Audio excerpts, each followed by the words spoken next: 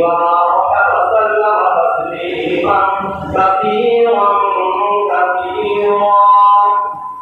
أما بعد، أعوذ بالله من الشيطان الرجيم.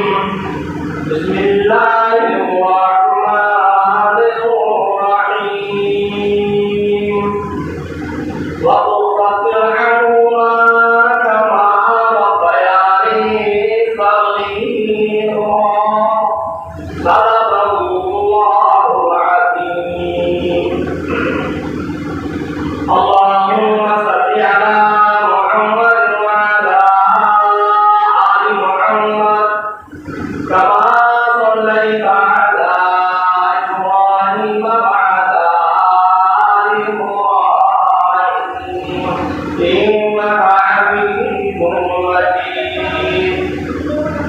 اللهم بارك على محمد وعلى آل محمد كما باركت على إبراهيم وعلى آل إبراهيم إنك حميد مجيد.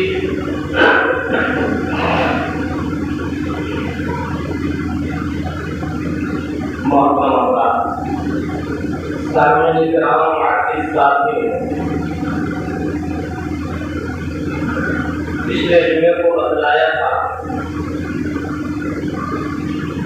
ماں باپ کے حقوق، ماں باپ کی اہمیت، ماں باپ کی فضیلت.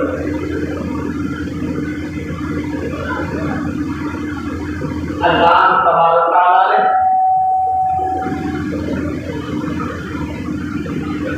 اولاد کے اوپر ماں باپ کے کیا حقوق رکھتے ہیں بتایا تھا میں نے. اللہ کے رسول امام الانبیاء نے پورے کیا نبی کریم صلی اللہ علیہ وسلم کے فرمان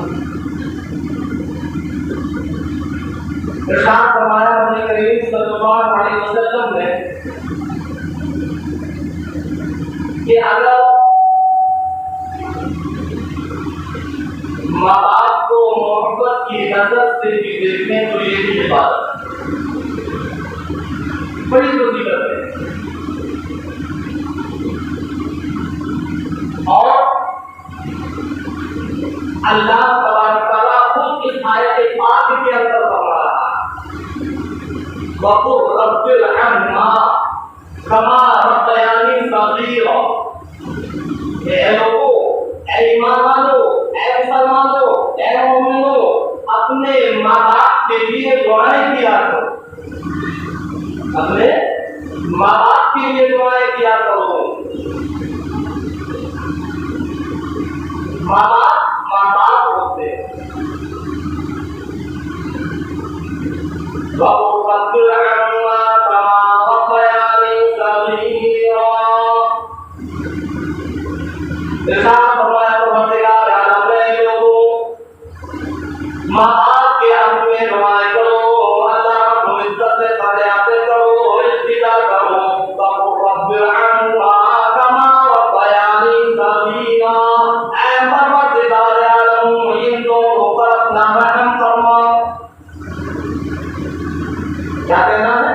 کیا پروردگار عالم، ان دونوں پر اپنا رحم فرما، ان کا خیال فرما، ان پر کرم فرما، ان پر اپنا فضل فرما. کما ربیانی صغیرا، جیسے کہ یہ میرا خیال رکھا کرتے تھے بچپن میں،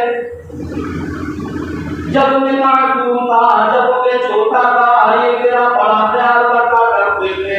یہ خود تکلیفوں کو برداشت کر لیا کرتے تھے، خود پریشانیوں کو برداشت کر لیا کرتے تھے، لیکن میرے اوپر اگر کوئی پریشانی آتی تھی، ان دونوں کے دونوں کا دل دہل جاتا تھا. حقیقت یہ ہے ماں باپ کے اوپر کتنی بھی پریشانی آ جائے، کتنی بھی تکلیفیں آ جائے، کتنے بھی سخت بیمار پڑ جائے، ان کو اپنی بیماری کا احساس نہیں ہوتا، اپنی پریشانی کا احساس نہیں ہوتا. لیکن اگر اس کے بچے پر کوئی پریشانی آئے یا اس کا بچہ اگر بیمار پڑ جائے تو ماں باپ کے آنکھوں سے آنسو نکلنے لگتے ہیں، اللہ سے دعائیں کرتے ہیں، اے پروردگار میرے بچے کو صحیح فرما کر دو، اس کی بیماری کو ختم کرنا۔ اے میرے نوجوانوں، ماں باپ کو بتانے والوں، ذرا یاد کرو اپنے بچپن کو۔ یہ وہی اماں جان ہے جس کو دعا گالیاں دیتا ہے، جس کو دعا دھکے مارتا ہے، جس کے بارے میں برا بھلا کہتا ہے۔ خیال کرو، اپنے بچپنے کی طرف لوٹ جا اور دیکھ تو صحیح، یہ تیری وہی اماں جان ہے جب تجھ کو دھوپ میں لے کر چلا کرتی تھی، اپنے اوپر دھوپ برداشت کر لیا کرتی تھی، لیکن تجھ کو چھایا کیا کرتی تھی۔ اماں جان بھی سوئی ہوئی ہے، ابا جان بھی سوئے ہوئے ہیں، ایک بچہ بھی سویا ہوا ہے، بچے کی آنکھوں میں نیند ہے، اماں کی آنکھوں میں نیند ہے۔ سوتے سوتے اچانک اس کا ہاتھ جس طرف پہنچتا ہے، پریشان ہو جاتی ہے، یہ کس طرح کی آگے سے ہو گیا، کہیں میرے بچے کی نیند خراب نہ ہو۔ خود کیلے میں لیٹ جاتی ہے، بچے کو سوکے میں لٹاتی ہے۔ خیال کر، شرم کر، شرم کر، آج تو اس ماں کو گالیاں دے رہا ہے، آج تو اس ماں کو برا بھلا کہہ رہا ہے جس نے بچپنے میں تیرا اتنا خیال رکھا کہ تیری تکلیف کو اس نے اپنی تکلیف سمجھی۔ اچانک اگر تیری آنکھوں سے آنسو جاری ہو گئے، تو رونے میں لگ گیا، ماں جان پریشان ہو گئی، ساری کی ساری دنیا سونے میں لگی ہوئی ہے، لیکن ابا جان اور اماں جان دونوں کے دونوں خود کو چپ کرنے میں لگے ہوئے، آنکھوں کی نیند ختم ہو جاتی ہے، پریشان ہو جاتے ہیں، اللہ سے دعائیں کرتے ہیں، پروردگار عالم ذرا دیکھ تو صحیح اس میرے معصوم بچے کو کیا ہو گیا، رات بھر ہو گئی لیکن یہ سویا نہیں، کبھی اس کی زبان پر یہ لفظ نہیں آیا کہ میں سوئی نہیں۔ بچے کے ساتھ ساتھ ماں بھی تو نہیں سوئی، لیکن وہ کیا کہتی ہے، اے اللہ میرے بچے کو صحیح فرما، پوری رات ہو گئی ہے سویا نہیں۔ شرم کر، آج جب تو جوان ہو گیا، جب تو بڑا ہو گیا، جب تو صحیح اور تندرست ہو گیا، تیرے ہاتھ پاؤں میں طاقت آ گئی، تو تو اپنے آپ کو پہلوان سمجھنے لگا اور اپنی ساری پہلوانی اپنی ماں پر نکالنا چاہتا ہے، اس کے اوپر زبان دراز کرتا ہے، اس کو گالیاں رکھتا ہے، اس کو برا بھلا کہتا ہے۔ شرم نہیں آتی؟ ماں بتائے ماں کا دل دکھانے پر جب تک ماں نے معاف نہیں کیا، ان صحابی کی بھی زبان پر کلمہ نہیں آیا، اس لیے میں نے بتایا جب تک ماں نے معاف نہیں کیا، صحابی کی زبان پر کلمہ نہیں آیا۔ ہم اور آپ کیا ہے؟ ہم تو گناہوں کے پتلے ہیں، ہمارے تو قدم قدم پر گناہ ہے، نہ معلوم کب کون سا گناہ ہو جائے پتہ ہی نہیں چلتا، اور پھر اس پر مزید یہ سنو کہ ہم اپنے ماں باپ کو ستائیں، ہم اپنی ماں کو ستائیں۔ میرے نوجوانوں، بدر کی صدی کے مسلمانوں، اپنے ماں باپ کا خیال، اپنے ماں باپ کی عزت، اپنے ماں باپ کے حقوقوں کو پہچانو، اپنے ماں باپ کی اہمیت کو سمجھو۔ یہی تیرے ماں باپ تیرے لیے جنت میں ہیں اور جہنم میں، یہی تیرے ماں باپ تیرے لیے جنت بھی ہے اور جہنم بھی ہے۔ یاد رکھنا، اگر ان کی خدمت کرنے کا تو تیری جنت بن جائے گی، اور اگر تم نے ان کو ستایا تو تیری جہنم بن جائے گی۔ اب کئی لوگوں نے کہا کہ حضرت اور آپ کے بھی کوئی حقوق ہے کہ سب ماں باپ کے حقوق ہیں، اور آپ کا بھی کوئی حق ہے ماں باپ پر، کہ جو بھی کچھ آیا سب ماں باپ کے لیے آیا اور آپ کے لیے کچھ نہیں۔ ماں باپ جیسے چاہے اور آپ کو مار پیٹے ظلم و ستم ڈھائے، ماں باپ جب چاہے اور آپ کو گالیاں دے کر گھروں سے دھکے مار کر باہر نکال دے۔ اسلام کسی کے ساتھ ظلم نہیں کرتا، اسلام کسی کے ساتھ ظلم نہیں کرتا، اسلام ایک ایسا مذہب ہے جو سب کے لیے برابر ہے۔ جہاں ماں باپ کے اولاد پر حقوق ہے، وہیں اولاد کے ماں باپ پر بھی حقوق۔ یاد رکھنا، ابھی تک ہم نے ماں باپ کے حقوقوں کو سمجھا اور ماں باپ کے حقوقوں کو سمجھا. میں ان ماں باپ سے کہنا چاہتا ہوں کہ اولاد کے لیے ہمارے اوپر حقوق ہے. آج جو اولاد ہماری نافرمان بن جاتی ہے، آج اولاد جو ہمارے گریبان کو پکڑنے لگتی ہے، آج اولاد جو ہم کو برا بھلا کہتی ہے، اس میں کچھ غلطی ہماری بھی ہے. اس میں کچھ غلطی ہماری بھی ہے. ہم نے اولاد کی صحیح تربیت نہیں کی، ہم نے اولاد کے حقوق کو پورا نہیں کیا. کیا ہے اولاد کے حقوق؟ کون کون سے حقوق ہیں؟ اللہ کے رسول امام الانبیاء میں پورے کے قیامت کریم صلی اللہ علیہ وسلم نے فرمایا کہ ماں باپ کے اوپر سب سے پہلا حق اولاد کا یہ ہے. خدا کے قسم، جب ماں باپ اپنے اولاد کے حق کو سمجھیں گے اور ماں باپ اپنے اولاد کے حقوق کو پورا کریں گے تو یہ اولاد پھر ماں باپ کی نافرمان نہیں بنے گی. اولاد پھر ماں باپ کی نافرمان نہیں بنے گی. آج ماں باپ پریشان ہیں. آج مولانا کچھ ایسا تعلیم میری اولاد میرے کہنے سے باہر، مولانا کچھ ایسا پڑھ کر دوں کہ میری اولاد میری فرما بردار رہ جائے. اولاد کیوں نہ فرماتے؟ آؤ نبی کریم صلی اللہ علیہ وسلم کے فرمان کو اللہ کے رسول امام الانبیاء میں پورے کی بیان میں کریم صلی اللہ علیہ وسلم نے فرمایا کہ سب سے پہلا حق ماں باپ کے اوپر اولاد کا یہ ہے کہ جب بچہ زمین پر آ جائے، جب بچہ پیدا ہو جائے، سب سے پہلا حق یہ اس کے کان کے اندر اذان دو، تکبیر دو. یہ ماں باپ کا حق ہے. جب بچہ پیدا ہو تو ماں باپ کا حق یہ ہے کہ اس کے کان کے اندر جو سب سے پہلی آواز اللہ اکبر کی آواز ہو.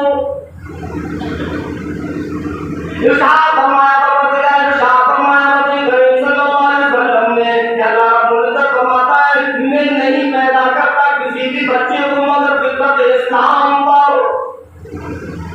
جو بھی بچہ پیدا ہوتا ہے وہ فطرت اسلام پر پیدا ہوتا ہے. پھر اس کے ماں باپ جیسے ہوتے ہیں، یہودی ہوتے تو یہودی بن جاتا ہے، نصارا ہوتے ہیں تو نصارا بن جاتے ہیں. اس لیے فرمایا کہ جب بچہ پیدا ہو تو سب سے پہلی آواز اس کے کانوں کے اندر جو جائے اللہ اکبر اللہ اکبر. اللہ کی بڑائی بیان کرو، اللہ کی وحدانیت بیان کرو.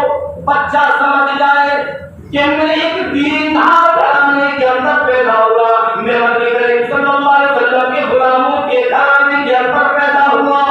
بچے کو پتا چل جائے کہ اللہ سے بڑا کوئی نہیں. اللہ اکبر اللہ اکبر.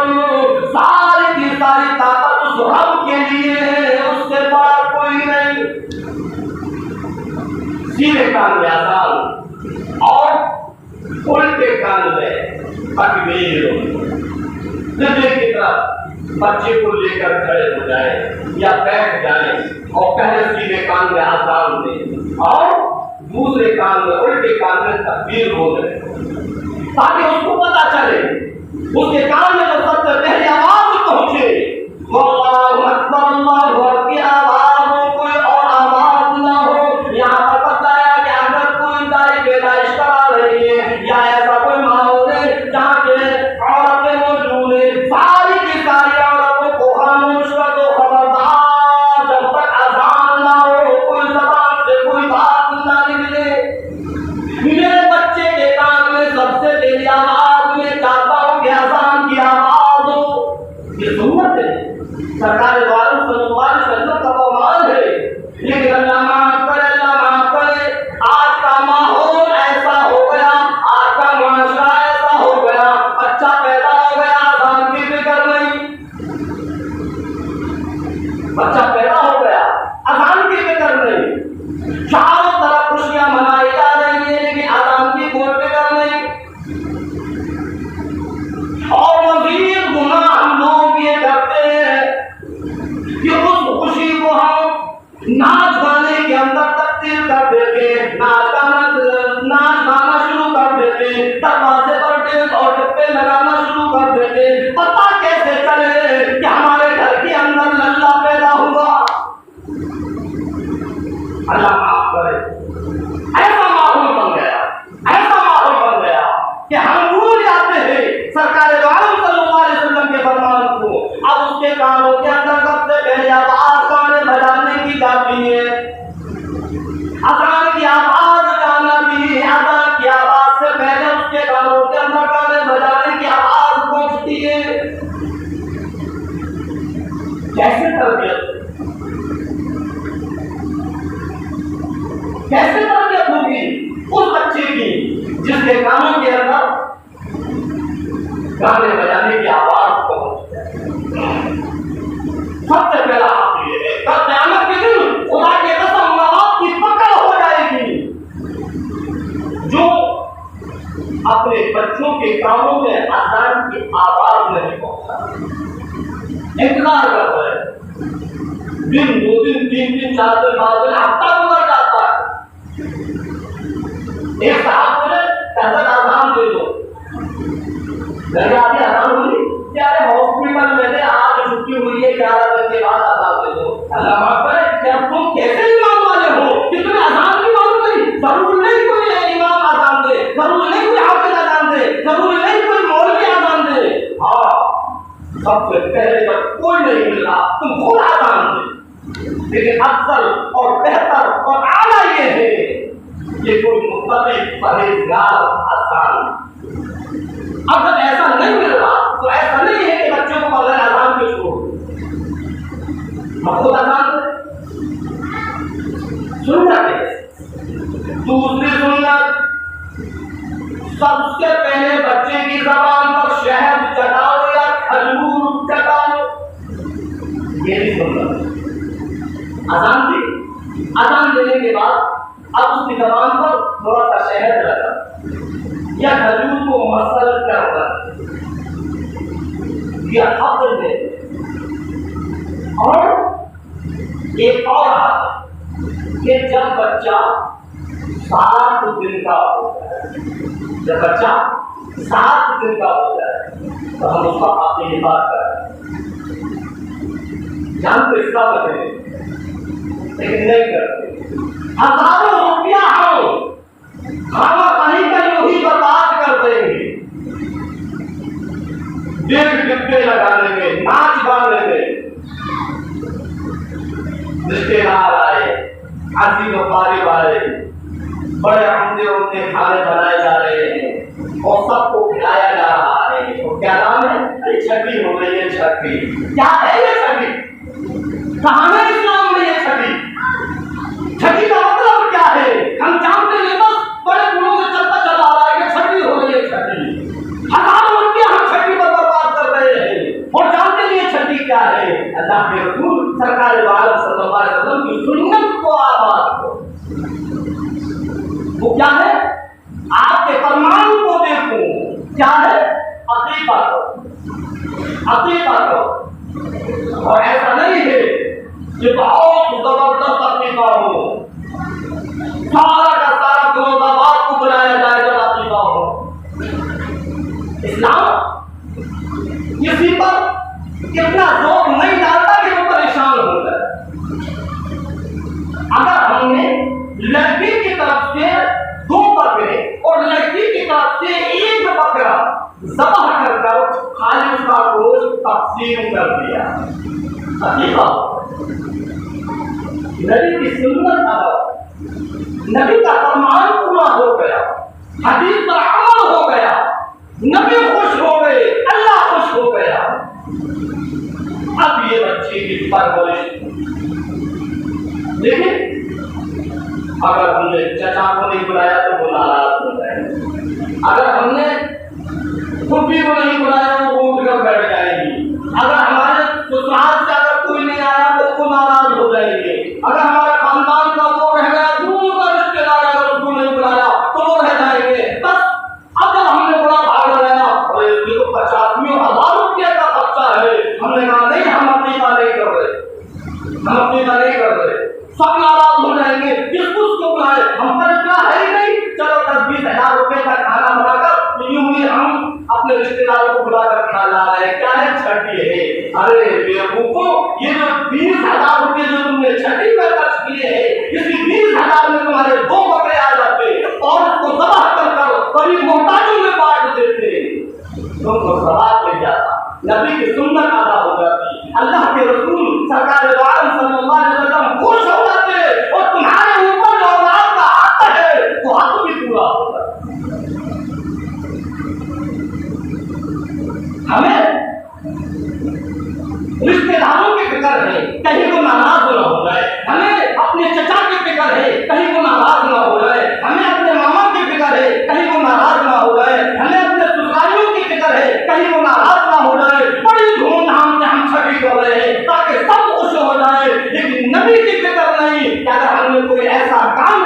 تو شریعت کے خلاف ہے تو ہمارے نبی ناراض ہو جائیں گے اور اللہ ناراض ہو جائے گا.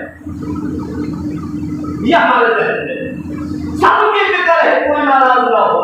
اگر نبی ناراض ہو جائے تو ہو جانے دو، لیکن گھر والے ناراض نہ ہو، رشتے دار ناراض نہ ہو، ہمارے سسرالی ناراض نہ ہو، ہمارے خاندان والے ناراض نہ ہو. یہ ایمان نہیں. سارے ناراض ہو جائے، اللہ کے نبی ناراض نہ ہو. کل قیامت کے دن جو سفارش کریں گے وہ اللہ کے نبی سرکار دو عالم صلی اللہ علیہ وسلم کی سفارش کریں گے. اللہ کے واسطے کوئی ایسا کام مت کرو جو کہ سرکار کی ناراضگی کا سبب بنے. تو دوسرا حق بتایا کہ اپنے بچے کا عقیقہ کرو. جب 7 دن کا ہو جائے تو اس کا عقیقہ کر دو. بڑی آسانی ہے اسلام میں.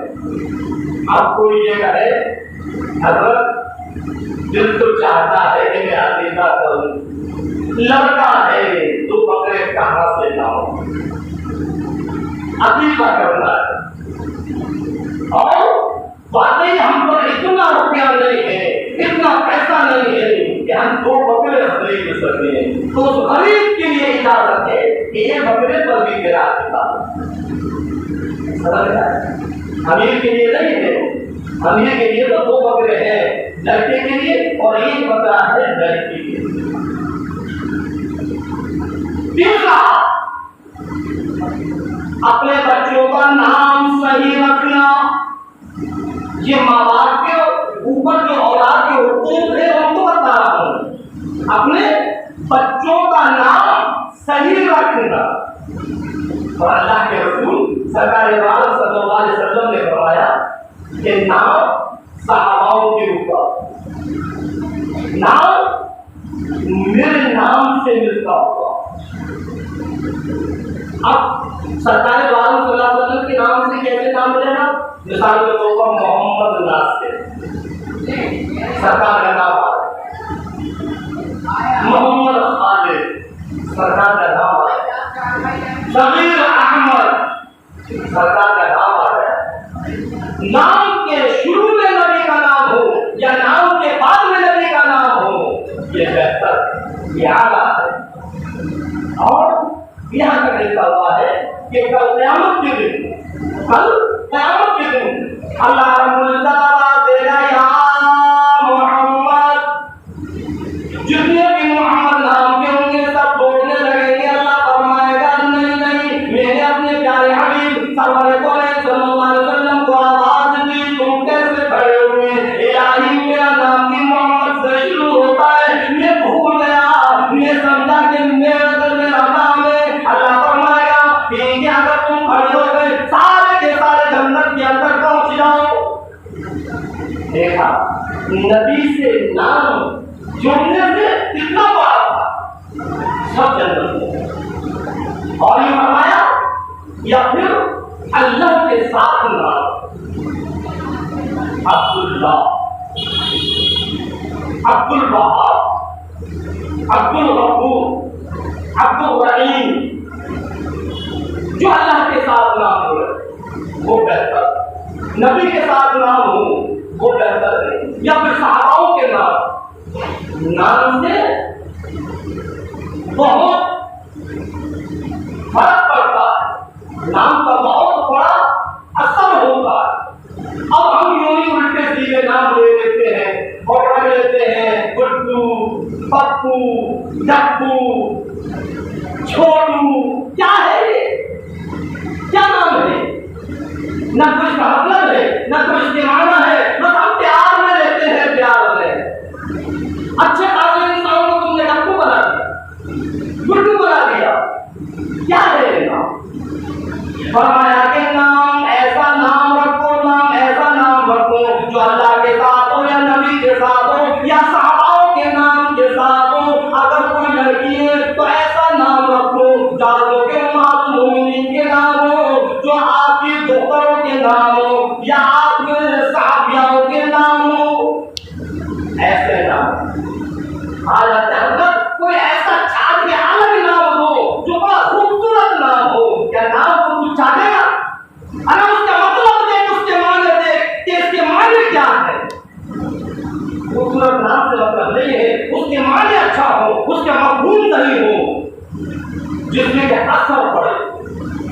اب ایک صاحب نے مجھ سے کہا حضرت میری لڑکی سوتی بہت ہے، جب دیکھو سوتی ہے، اسکول میں جاتی ہے اونتی رہتی ہے، گھر میں بیٹھے بیٹھے اونتی رہتی ہے۔ میرے کہا نام کیا ہے؟ نام تو بتلاؤ۔ کہ اس کا نام ہے نائمہ۔ کہ ماشاء اللہ نام ہی تم نے ایسا رکھا ہے کہ نائمہ کے معنی آتے ہیں سونے والی، تو ہم تو سوئے گی۔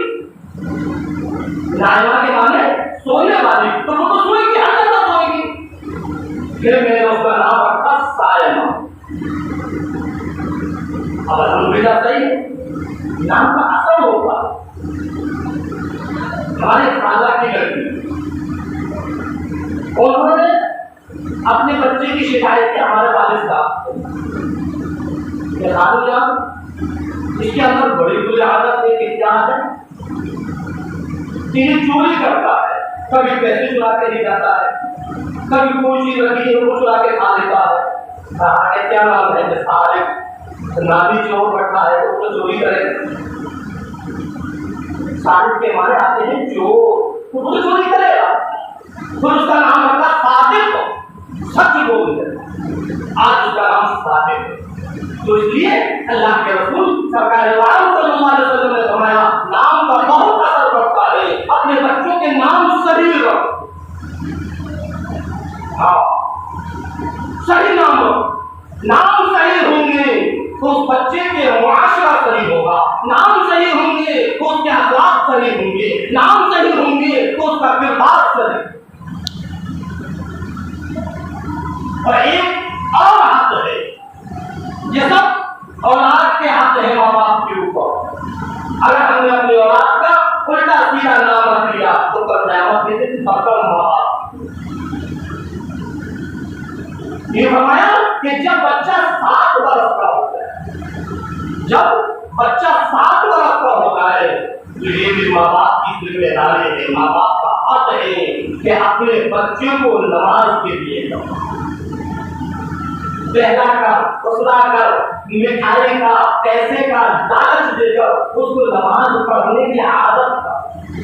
اور یہ فرمایا کہ جب بچہ پڑھنا شروع کر، جب بچہ پیدا ہو اس کے کان میں اذان ہو، پہلا لفظ جو اس کے کان میں جائے گا اذان کا ہو۔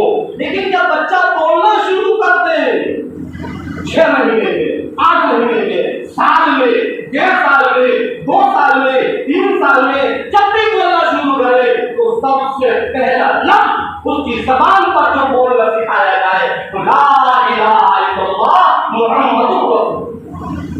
ہے کسی کو پتا؟ کوئی کہہ رہا ہے پاپا بولو، پاپا پاپا پاپا، منا بولو ممی ممی ممی۔ اللہ کے رسول امام الانبیاء محبوب کے نام کریم صلی اللہ علیہ وسلم نے فرمایا کہ جب بچہ بولنا شروع کر دے تو سب سے پہلے اس سے کہو لا الہ الا اللہ، تاکہ اس کی زبان سے نکل جائے کہ اللہ کے علاوہ کوئی بھی عبادت کے لائق نہیں، محمد رسول اللہ۔ امام الانبیاء محبوب کبریا صلی اللہ علیہ وسلم اللہ کے سچے پیغمبر، سچے نبی، سچے رسول ہیں۔ اس بات کی وہ شہادت ہے جب ہمارا بچہ بولنا شروع کرے تو اس کو کلمہ سب سے پہلے اس کی زبان پر لاؤ کہ بیٹے بولو لا الہ الا اللہ۔ اب اگر وہ اتنا نہیں بول رہا تو وہ بچے بیٹے بولو اللہ اللہ اللہ، اور جب اس کی زبان سے اللہ نکلنے لگے تو تم کو خوش ہونا چاہیے کہ آج ہمارے بچے نے بولنا شروع کر دیا، ہمارا بچہ اللہ کہہ رہا ہے۔ لیکن آج کیا ہے، بچہ جیسا بڑوں کو دیکھتا ہے ویسا ہی اس کے اندر آتا ہے۔ وہ دیکھ رہا ہے کہ سب گالیاں بک رہے ہیں تو اس کی زبان پر بھی گالیاں آ جاتی ہیں، اور جو وہ پہلی بار جب زبان سے گالی نکالتا ہے تو اس کے بھائی بھی خوش ہو رہے ہیں، اس کے ماں باپ بھی خوش ہو رہے ہیں۔ دیکھو دیکھو بچہ کتنی اچھی گالی بک رہا ہے، دیکھو بولنا سیکھ رہا ہے بچہ، دیکھو کیسے بول رہا ہے، کیسے بول رہا ہے۔ شرم ہونے کی بات ہے اس کی زبان پر گالی کی بجائے اللہ کا نام ہونا۔ اگر تم اس کے سامنے اللہ کی ندا لگاتے، اگر اس کے سامنے تم اللہ کا کلمہ پڑھتے، اگر اس کے سامنے سرکار کا نام لیتے تو اس کے بعد پر یہ گالی نہیں آتی، اللہ کا نام۔